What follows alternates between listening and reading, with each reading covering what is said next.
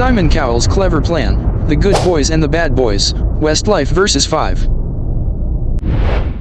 In the late 1990s and early 2000s, the boy band phenomenon exploded across the UK and beyond, with screaming fans, chart-topping singles, and magazine covers dominated by fresh-faced lads with perfect harmonies or edgy swagger.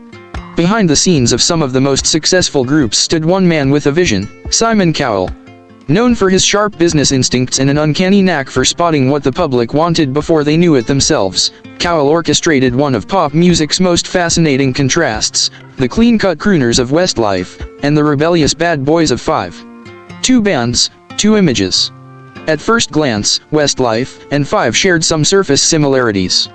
Both were British Isles-based boy bands assembled through auditions. Both had chart success, platinum albums, and legions of adoring fans. But beyond that, they were almost designed to be polar opposites, two halves of a pop strategy that covered all bases. Westlife, from Ireland, were the ideal sons any parent would want. Suited up in white shirts, with sweet harmonies and heart-on-sleeve ballads, they presented themselves as gentlemen of pop.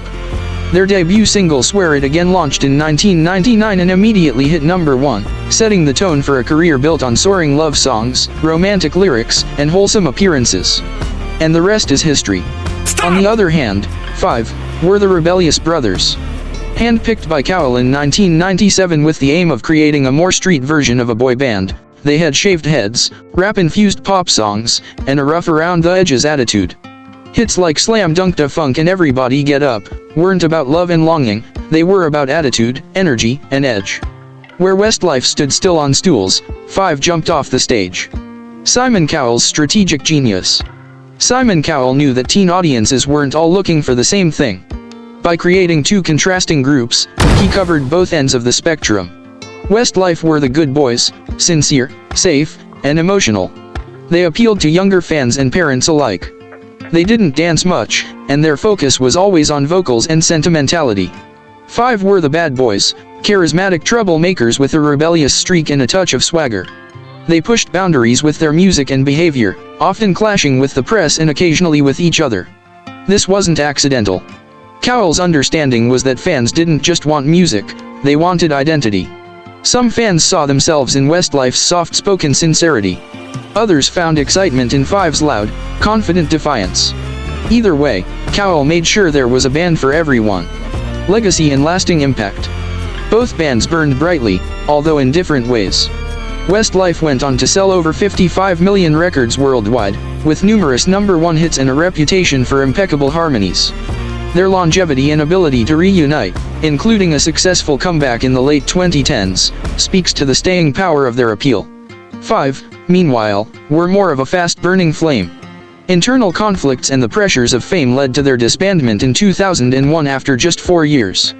But their hits remain nostalgic anthems for many who grew up with their louder, punchier style. Their edginess laid groundwork for future boy bands that weren't afraid to mix genres and attitudes. One pop vision, two faces. Simon Cowell's plan was never just about music, it was about creating pop culture identities. Westlife and Five weren't just bands, they were archetypes, the sweethearts and the rebels, the dreamers, and the fighters. In shaping these groups so differently, Cowell ensured that no matter what kind of fan you were, you had someone to love and someone to argue about. The good boys and the bad boys, Westlife and Five, remain a perfect example of how contrasting styles, when crafted cleverly, can both find their place at the top of the charts. Thank you for watching. Please don't forget to like, subscribe and hit the notification bell icon for future updates. Until next time.